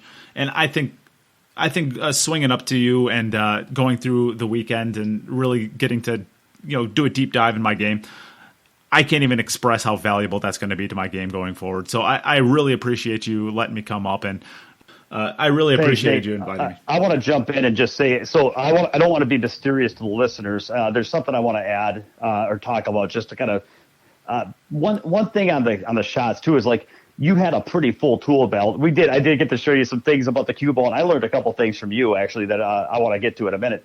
But a lot of the people that come and talk to me, in fact, I would say this: I haven't had a student show up yet that I haven't been able to add tools to their tool belt, just in terms of how the cue ball works, what they can do on different shots. And I would say that for people that travel in, even if they got nothing out of it other than how to shoot those shots, and most of those people are limited by their fundamentals, how low they're able to hit the ball, how far off the side they're comfortable hitting the ball, or knowledge of how the cue ball works, and just experience learning how these different shots are available. So not only do we flesh out their tool belt with different shots, but then they're filling in their game and some cracks in their game that they didn't know about that prevented them from hitting those shots, whether it's knowledge or fundamentals or just execution, comfort. But you didn't really, that wasn't the biggest thing. But one thing with the pattern play, I wanted to just explain this to people that might think, well, I know, play with the position line, try to leave yourself on the right side of the ball, avoid being hooked, blah, blah, blah. Like, I know how to play patterns. Here's what came to my mind. Suppose that you were playing in leagues and you were on a team, and your teammate has the 8 ball sitting out in front of the side pocket. It's sitting right out in front of the side. And they have almost a straight in shot. They just roll the ball on the side. But instead they elect to cut the ball in the corner pocket. You afterwards, maybe they make that shot. And afterwards you go up to them and say, man, that was a good shot, but hey, did you think about just playing that ball on the side? Suppose that teammate looked at you and said, I don't know. I mean, it goes in the corner. Well, you'd probably say, well, it does go in the corner, but it was much easier to play at the side. And now suppose that player were to say, well, I mean, I don't know. I just feel like as a pool player, I mean, you can shoot it in either pocket. I mean, I don't know. I ought to be able to make it in either pocket. Like, that wouldn't really make any sense. You'd be like, well, Yeah, and maybe it would be nice to be able to make it, well, I just want to be the kind of player I can shoot in either pocket all the time. It's like, well, yeah, but in real life we make mistakes. And in general, if you shoot at the pocket that's easier, you're going to miss less. So why, we don't look at that league player. Like, if that was your teammate, we don't look at that guy like he was crazy. And, like, he's never going to be a great player if he doesn't understand that shooting easy shots is better than shooting hard shots. And if he just thinks he's going to go for anything and it doesn't matter what his decision-making is because, he just wants to be the player that never misses, it's like, well, it's just not going to take you very far. Yeah. And what I would say with pattern play is that's how a lot of people don't understand, because patterns, sometimes you get there, sometimes you don't. But there are easier transitions. And there are certain types of shots with the cue ball and certain ways to move the cue ball around the table that are easier and higher percentage in terms of direction and speed of the cue ball. And if you don't mind, let me jump. If you can learn, I'm sorry, let me finish the sentence. If you can learn those routes and identify the easier transitions and then learn how to run tables using easier techniques and basically shoot the balls to the side instead of in the corner, you're going to see good results that you wouldn't see if you just thought that there's 20 ways to get from A to B and I'll just find a way and they're all the same. And they're not all the same. Yeah, and the reason I wanted to jump in, I think this might be a little bit more important coming from me as taking your boot camp. Generally speaking, so bear with me here. Generally speaking, a 400 player plays worse patterns than a 500 level player. A 500 level player plays worse patterns than a 600 level player. A 600 level player plays worse patterns than me, who's at a 665 Fargo player. And what I'm saying is, generally speaking, that's true. There's exceptions to the rule, but generally that's true. I thought that I played good patterns. I know that I play better patterns than a 600 level player. I know now that the patterns that I played were bad. But if you go up to a 500 level player and you ask them if they play good patterns, generally speaking, they're going to say yes. 600 level player, they're going to say generally yes. They think that they play good patterns, because that's kind of the self-delusion that we have as human beings, where it's really hard for us to self-analyze our own games and really see where our weaknesses is, which is why it's nice to have somebody to look at it for you, i.e. Demetrius. So I would have thought that if I went into there, I would have said that I played good patterns. And I mean, you don't know what you don't know. And that's kind of what you're getting at there with, making your easy transitions. You might think that they're easy, but once you actually see that they're not, and Demetrius is going to, take you through why they're not or why they might be, but maybe for the wrong reasons. Maybe you're shooting the right shot for the wrong reasons, or maybe you're shooting the wrong shot for the right reasons. But regardless, there's a best way to shoot a lot of these transitions, and until you actually see it and you understand the reason why, which is more important than actually seeing the shots, is understanding why. The patterns are going to be really difficult for you, and you might think that you're good at them, but you're just really not. and the reason I get so excited is because you can spend hours and hours and hours trying to shoot that ball in the corner and practice that ball in the corner. But if you just learn to call it the side instead, your make percentage is going to go darn close to 100% easily. Yes. And by learning good cue ball and patterns, people that have sit there and saw wood for 20, 30, 40 years trying to get better at playing pool the way they already know how to play pool with very little improvement, suddenly they can find ways of making the game easier where in other words, you're not really getting better in terms of like the way you think you're getting better, but you're making the game much, much, much easier to where your results start going. That's why these European, and we talked about this, that's why these European, females, some of which are, even Pia Filler, who was rated 626, that's why she runs 5 racks against the Ghost playing 10 ball. How many 626s run 5 racks at 10 ball? But here she is shooting shots that are no tougher than anything that any of our listeners can make, and they're putting 5 racks together. So that's what I'm a believer in. Let's take the skills you have, let's get them better, but then let's make the game easier. And then by your skills getting a little better and the game getting a lot easier, let's just play good pool. Yeah. So, and then I want to talk about what I learned from you. I'm sorry, I got carried away. Can I talk about what I learned from you? Go ahead. So I stole on this deal. I think I got more out of this than Nate did. So you stop it. I will tell you this. I am so excited about what I learned. So the couple takeaways. Wait. Can I set up the situation? Because I find it really funny and it makes me giggle. Can I set it up? Sure. Yeah, go ahead. Okay. So this is essentially kind of what happened. Are you going to talk about the draw? Well, I was going to mention that, sure. Okay. So I find this funny. It makes me giggle. So we have a shot where, really put on your thinking caps here. I have the cue ball at about the second diamond on the left end rail. and my object ball is about 1 diamond, dead straight in, and my 2 ball is on the right side of the table, almost in the exact same spot. And there's about 3 balls in the way, and there's a ball covering up, so I can't draw back 2 or 3 feet or anything like that. And Demetrius is teaching me patterns, and I just happen to get dead straight in on a ball. And I think it was actually my 2 ball, because I think I played positioning from the 1 to the 2 ball, and this was right away when I showed up there. And I'm dead straight in on this ball, and there's balls covering up my 3 ball all the way down table. So I kind of make a joke. I look over Demetrius, and I'm like, well, I could just draw this back to the end rail and back down to that ball and that side cushion. And I could, hit this 3-inch window, and, I could have perfect positioning on this ball. And Demetrius kind of laughs. He's like, well, you can't draw. What did you say? Like there was some book that you said that you can only draw 12 diamonds or 14 diamonds. Yeah, I think it was 14 diamonds. It is actually an interesting idea. This guy has this thing that he knows that and everybody has a max draw. And for this guy, it was 14 diamonds.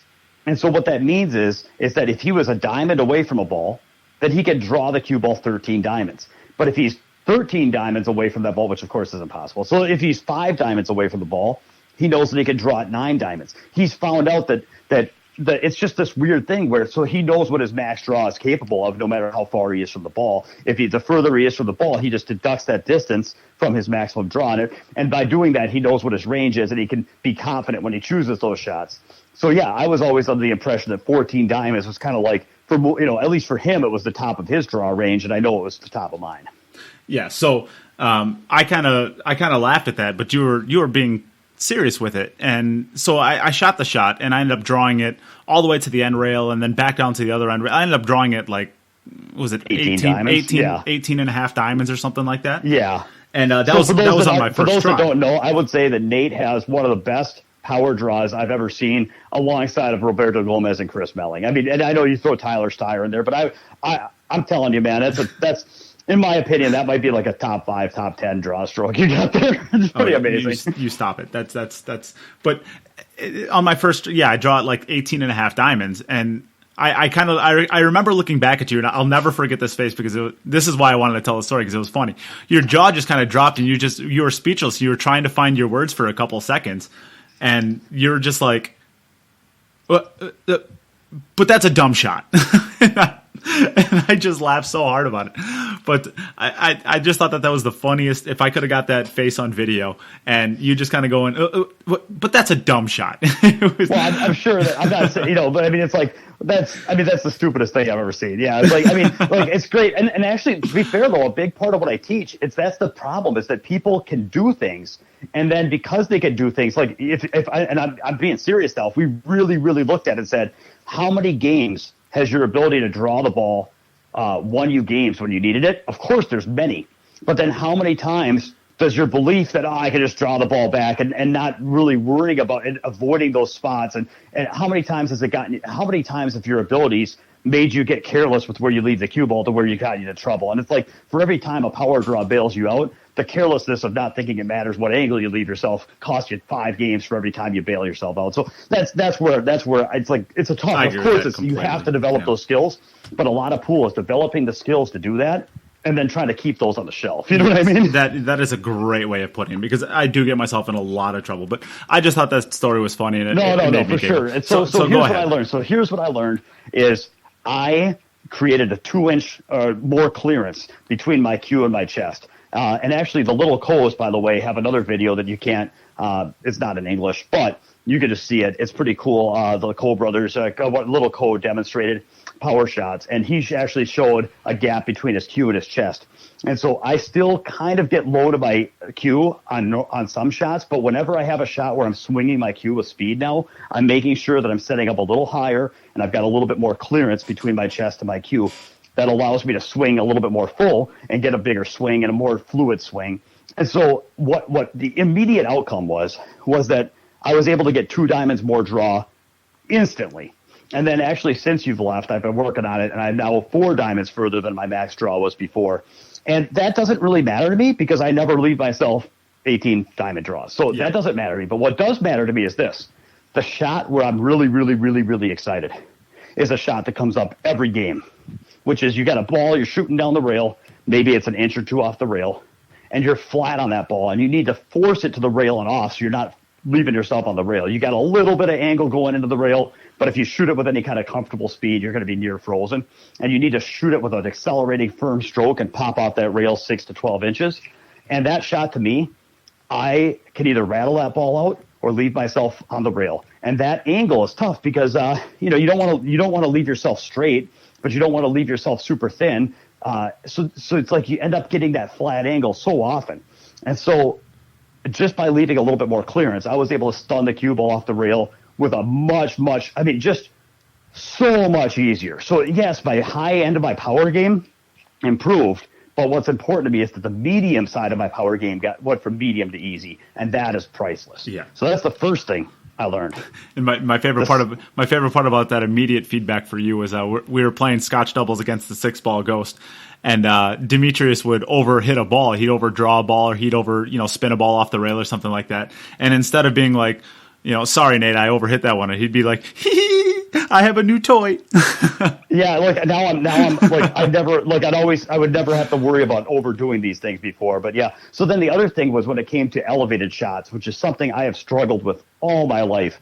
And I will just give one takeaway. I'm not going to go into the whole elevated shot, whether it's jump shots or elevated off the rail. To me, jumping is very, very important. Also, shooting normal elevated shots off the rail is very, very important. And one thing that I learned was you don't want your head on the cue stick like you do. So when you play pool, usually your head's near the cue stick so you can see the cue ball from kind of level down behind it. You get sight along the cue ball and cue stick line. But billiard players stand tall above their cue. And back in the old days, the straight pool players stood 2 feet above their cue, and they just kind of slightly bent over to shoot the balls in. They could still aim from way up there. They don't need to have their chin on the cue. Well, on a jump shot, the problem with having your chin on the cue is a couple things. One, it really gets in the way if you try to elevate your cue. If you're, it's like your head can kind of get in the way. But the other problem is that the sighting, if your head's on the cue, you're looking at the cue ball, then the object ball, you have to turn your head up, and it's way out of your field of vision. So anyway, what Nate showed me was if you just stand up a little taller and keep your head off that cue a little bit more, you can keep the cue ball and the object ball in the same line of sight. Just stand a little taller on the ball like a billiard shot, and when you're elevating, it gives you room to elevate your cue and see the shot line a lot better. And anyway, maybe I didn't describe that very well, but that was one. Now, that wasn't the only thing with elevated shots, but to me, that was the most important thing, because from there, my sighting improved, my ability to elevate improved, and my ability to shoot the cue ball, hit it where I was looking, all that stuff improved. Of course, my jump shots improved, my understanding and knowing where to strike the jump shots was a big. I mean, there's a lot of other things. I don't want to sell you short, Nate, but if I had to pick two things to just recap, those would be a couple things that stood out. So in any case, as a result, and then you showed me other things actually that were really important about my stroke too, and I'm super, super excited. I'm nervous. I'm making some changes in my game. I've had a few wobbles where it takes me, I'm still wobbling through it. I've got a few more weeks before I got to play this event. I'm hoping that I have smoothed out enough to where I can feel comfortable going into this event. But the upside is very, very, very exciting to me. It could be life-changing to me. So I can't thank you enough. Oh, of course. I mean, it was an absolute honor that I was able to help you with your game at all, being the top players you are. I do want to say one thing about the vision thing, though, because I think it's you kind of touched on it, but I think it's a really important characteristic of aiming, is the billiard players, they tend to get up on top of the cues. And what that really allows you to do is you can actually see your swing, right? You can see your swing back and forth. You can get a good gauge on the line that your shaft is taking on your practice strokes with the cue ball and kind of make that mental line, so to speak, between your object ball and your cue ball and the object ball. So whether you're playing billiards, it's very popular with the billiards players. It really gives you a good idea on whether you're going to hit a half ball or a full ball or a quarter ball, whatever it is. It's very easy for you to see that line when you're up on top of the shot. So that's kind of the benefit of shooting up on top, is you really get to see the layout of the table and you get to see that cue stroke in line with the shot. Now, generally speaking, pool players are down on their shots. So, and what that benefit is, you get to actually see the line, like you're shooting a gun, like you're shooting a bow and arrow. You actually get to see, you get to be on the shot line. The pros of that is you get to see literally the shot line. So as long as you're stroking in a straight line, you are seeing exactly where your shaft is going because your eye is basically directing that. So that is kind of the benefit of that. Now, there's a couple drawbacks on each side. The drawback of being up on top of the shot like a billiard player is you don't get to really be down and see the edges of the balls, right? And the disadvantage of being down on your shot is you don't get the greater kind of hawk's eye view of the table and really get to draw your lines as maybe your caroms off balls, stuff like that, quite as easily because you're down on the shot. So it's harder to gauge those caroms. So, but really, when you're up on a shot, and this is really what I wanted to get to. I wanted to talk a little bit briefly about that. But when your head is on the shaft on a jump shot, you're losing the advantage of what being on your shaft actually gives you because your line is into the pool table. So now your eyes have to reflect that from the pool table at a 33-degree angle from the pool table through the shot. And what it's like a sniper that has their scope. It's like they're aiming a gun, and their sight is aimed with a little X right on the blade of grass in front of them. It's like, what good is that? Yeah, exactly. You're sighting down the cue into the table. Yeah. So you're trying to make this kind of hybrid between basically the two different types of aiming. So if you're aiming straight into the table with your shot, meaning the being down on your stroke, you have to then kind of not necessarily. Well, you do. You kind of have to guess on what that is going to turn into off of that 33-degree incline.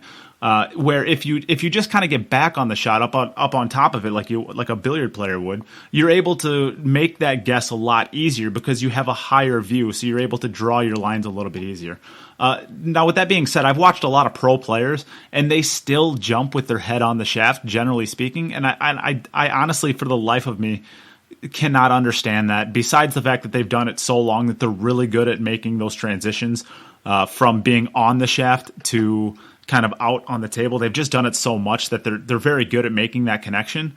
But if you're struggling with aiming on your jumping, I really, really do think that you should get your head off of the shaft and really look at it more like a billiard thing. It's going to be valuable. And we're not talking a foot or two. I mean, it could be 2 inches, man. Yeah. It's like, here's the same thing with the clearance on my cue. It's like sometimes an inch or two can just be it could be the difference between feeling cramped, restricted, strained, to just being relaxed, flexible, loose. Yeah. And so it doesn't have to be you get your head way off where you're like your cue's down here and your head's up here like a giraffe. Like, it's sometimes even just because when you're playing pool, sometimes an inch or two feels like a tremendous, like it feels like a mile difference, but it's only an inch or two, but sometimes just a little bit can go a long way. Yeah, for sure. So that is something that I don't really work with this too much as far as like giving advice for it, because first off, it's really hard to explain without really being on the shot and being able to talk about kind of what's going on. But secondly, it's something that you really need to work on because it's a different style of aiming, and most players, their heads are on the shaft. So, there's going to be work to do when you're elevating. It's just whether or not you want to learn how to make that adjustment at a 33-degree angle of your incline or a 45-degree angle or anything like that, and learning how to make that transition from the sight being into the pool table and then reflecting that up to your shot, or learning how to aim more in the billiard style. Regardless, you're learning something. It's just which one do you want to do. And I think in the long run, aiming billiard styles at your elevated shots is going to be more accurate because there's no guesswork. It's just a matter of aiming a different way, and most people aren't necessarily used to doing that. So once you learn how to aim in a different way, I think what I'd like to just solidify for everybody is whether they work with me, whether they talk to somebody else, whether they go to. I think that just there is and this is why the pros. One of the advantages of being touring is that they get to eat lunch and watch matches and set up shots and talk to each other. It's just a sea of coaching each other.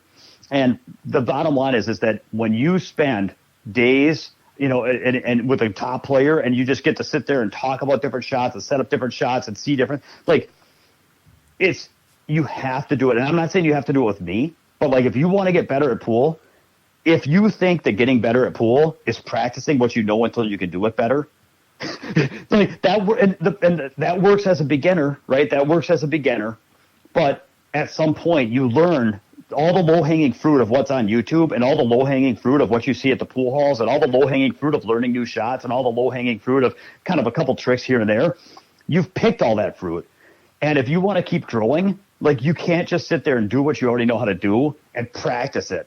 It's like, go ahead and keep shooting that ball in the corner. How many hours do you have to practice that to try to keep up to the improvement you'd make if you just shot the ball on the side? And there's so much that and the bottom line is, if you're not playing 800 speed or 750 speed, it's like, it's not because you're not given the talent card. It's not because you have a job. It's like, the fact is that it takes time to develop, right? If you're a beginning player, you're still growing, you're still learning, that's fine. But if you're an advanced player that hasn't seen growth, you need to be talking to top players and messing around with your game and learning new things. Because if the minute you think you know it all and it's just about practice, like, then how come you haven't gotten better in 10 years? Like, it just doesn't work. So I really appreciate, like, every time I talk to a top player, I learn something, and that was no exception. And as a result, like, that could be life-changing for me, Nate. You helped me with my break. You helped me, like, without knowing it. You helped me with my break. You helped me with my elevated shots. You helped me with my jump shots. You helped me with my power game.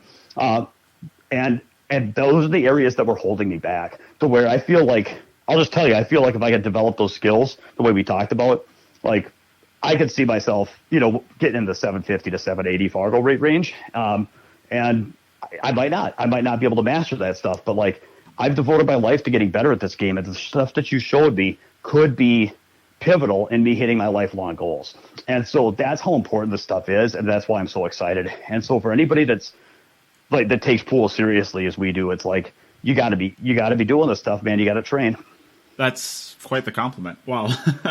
I obviously it goes both ways, and without taking this discussion too much of just patting each other on the back, there are things that I might be able to help on the fringes with a lot of people's games.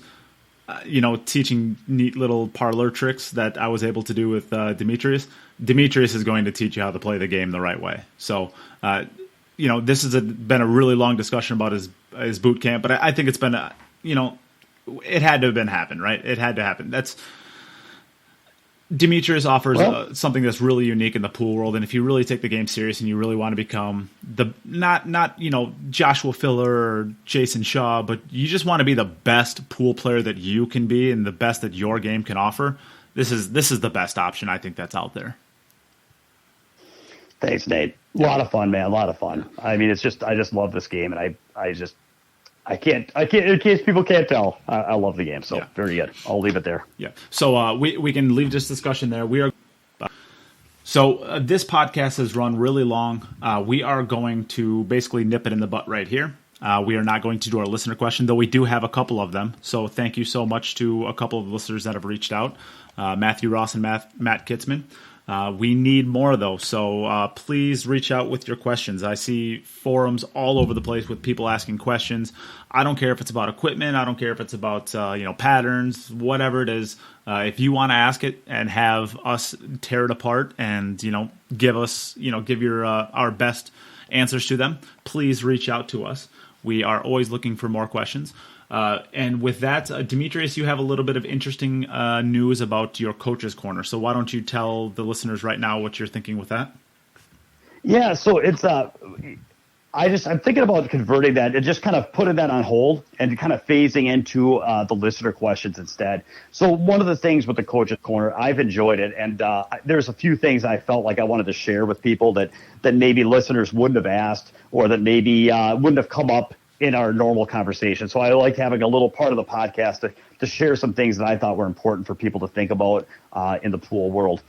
Where it gets challenging is that a couple things. One is that, there's a diminishing return. And some of the stuff that, I was kind of doing some stuff on mental game, and I don't know, as I get more in the weeds, the problem is that it stops being mainstream, and maybe that's an interesting conversation for one person somewhere, but I'm not sure it's really the best content for everybody everywhere. And so, whereas the listener questions, I feel, are better representative of what people are kind of wanting more information on. So what I was thinking is that, of course, people can always email me, info@MN, for Minnesota, so info@MNPoolBootcamp.com. You can always email me. I love talking pool. Or you can email the podcast so we can talk about your question. But as far as the Coach's Corner, I think I'm better served just taking that time and giving it back to listener questions. Yeah, and of course, this is going to be, this has always been your little part of the podcast. So, whatever you decide, we are going to 100% support it. But with that, we can kind of wrap it up for one more week. I do want to take 1 second to read a review that we've gotten on Apple iTunes, and I know that I pushed this hard in the past, and it just doesn't really work. The listeners, I don't know, they don't go over. Maybe they don't listen on iTunes. I'm not totally sure, but I do want to give a highlight to everybody who leaves a review on iTunes, because it really does actually help. Having more reviews is basically going to show up in people's feeds a lot more. So if you're interested in giving one, it really helps the algorithms over at iTunes to suggest my podcast more to people who might be interested. So I do want to give this to Ahmed Man.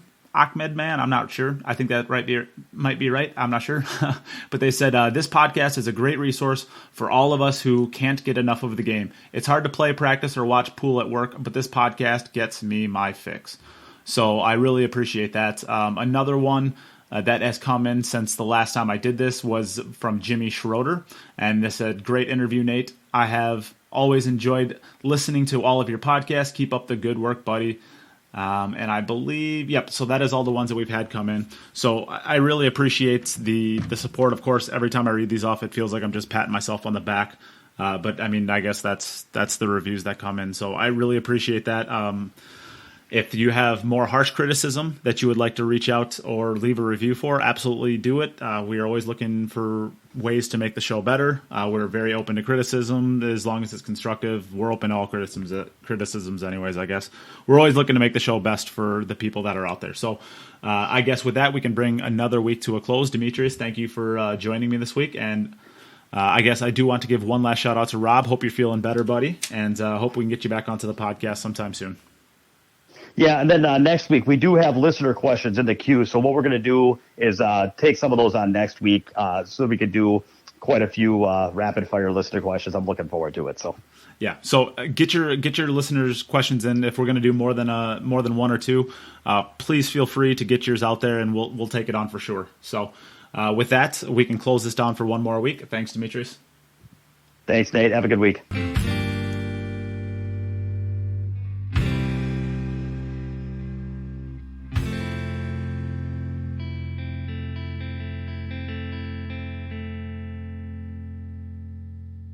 Hey everyone, thanks again for listening.